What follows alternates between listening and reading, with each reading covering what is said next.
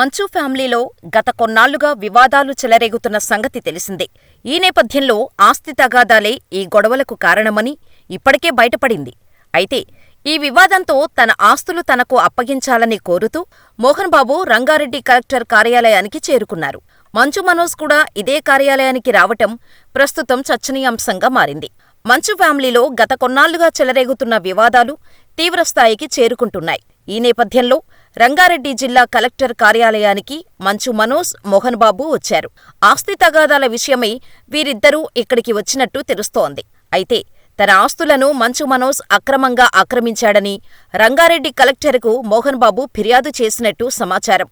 తాను సంపాదించిన ఆస్తులపై తనకు మాత్రమే హక్కు ఉంటుందని, సొంత ఆస్తిపై ఎవరికీ ఎలాంటి హక్కు లేదని, తన ఆస్తులు తనకు అప్పగించాలని మోహన్ బాబు కోరినట్టు తెలుస్తోంది. తాను ఒక సీనియర్ సిటిజన్ అంటూ కలెక్టర్కు తెలిపినట్టు తెలుస్తోంది. ఇన్నాళ్లూ కష్టపడి సంపాదించిన ఆస్తులు ఎవరికైనా ఇచ్చుకునే అవకాశం ఉంటుందని, కానీ మనోజ్ తన ఆస్తులను అక్రమంగా ఆక్రమించారని ఆరోపించినట్టు తెలుస్తోంది. నటుడు మోహన్ బాబు ఫిర్యాదుతో వీరిద్దరినీ పిలిచి రంగారెడ్డి సబ్ కలెక్టర్ మాట్లాడినట్టు తెలుస్తోంది. డాక్యుమెంట్స్తో సహా కలెక్టర్ ఆఫీసులోకి మంచు మనోజ్ ప్రవేశించిన నేపథ్యంలో మేజిస్ట్రేట్ హోదాలో ఇద్దరికీ నోటీసులు ఇచ్చినట్టు తెలుస్తోంది. తన ఆస్తుల్లో మనోజ్ పాగా వేశాడని, తనకు న్యాయం చేయాలని మోహన్ బాబు కోరినట్టు సమాచారం. అయితే ఇప్పటికే మంచు మనోజ్ను పిలిచి అధికారులు పలు విషయాలపై ప్రశ్నించగా, ఈ నేపథ్యంలో ఎలాంటి పరిణామాలు చోటు చేసుకుంటాయో చూడాలి మరి. ఇక మంచు ఫ్యామిలీలో మనోజ్కు రెండోసారి భూమా మౌనికతో పెళ్లైనప్పటినుంచి వరుస వివాదాలు జరుగుతున్నాయి. నిజానికి ఈ కుటుంబంలో వివాదాలు ముందు నుంచే ఉన్నప్పటికీ మనోజ్ వివాహంతో మరింత ఎక్కువయ్యాయి. ఆస్తుల విషయంలో సొంత అన్నా, తండ్రిపైనే మనోజ్ అసంతృప్తి వ్యక్తం చేశాడు. తనను ఆస్తుల విషయంలో ఇబ్బంది పెడుతున్నారంటూ ఫిర్యాదులు చేశాడు. బహిరంగంగానే తనకు అన్యాయం చేస్తున్నారని, తనను చంపడానికి ప్రయత్నిస్తున్నారంటూ ఆరోపించాడు. తాజాగా తిరుపతిలో ఉన్న మోహన్ బాబు యూనివర్సిటీలోకి మనోజ్ ఎంట్రవటానికి ప్రయత్నించగా సమస్య తీవ్రతరమైంది. ఈ నేపథ్యంలోనే మంచు మనోజ్, మౌనిక, నారా లోకేష్ని సైతం కలిశారు. ఈ విషయం సైతం అప్పట్లో తీవ్ర చర్చనీయాంశంగా మారింది. వీరిద్దరూ త్వరలోనే టీడీపీలో చేరబోతున్నారనే వార్తలు సైతం వినిపిస్తున్నాయి. మరి ఈ వివాదాల నేపథ్యంలో మనోజ్, మౌనిక ఎలాంటి నిర్ణయం తీసుకోబోతున్నారో తెలియాలంటే కొన్ని రోజులు వేచి చూడాల్సిందే.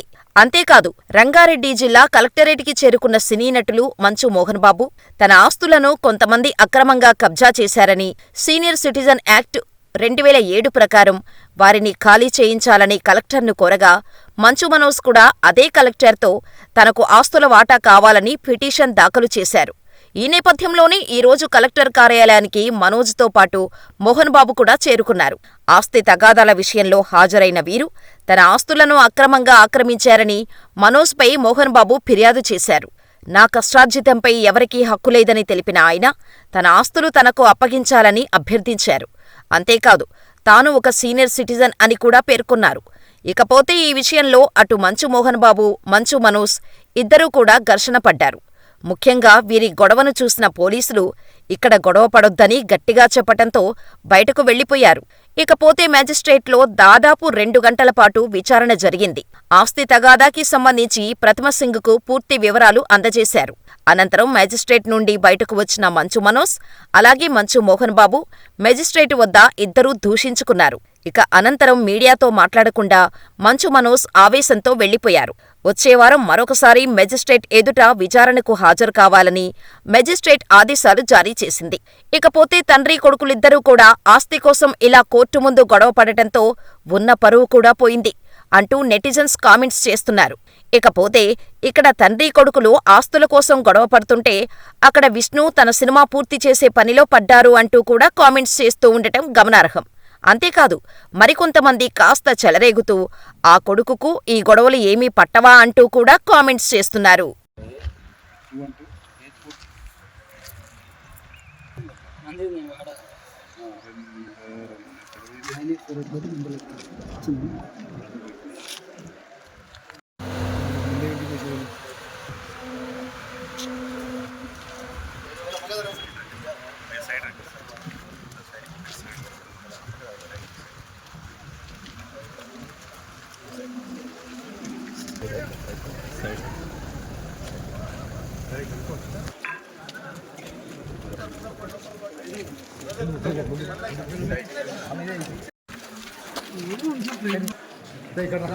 పక్కన ఇటు సైడ్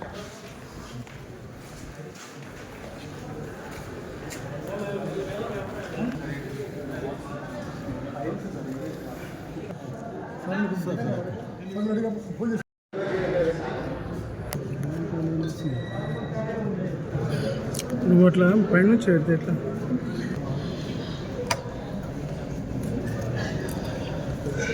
వస్తుంది.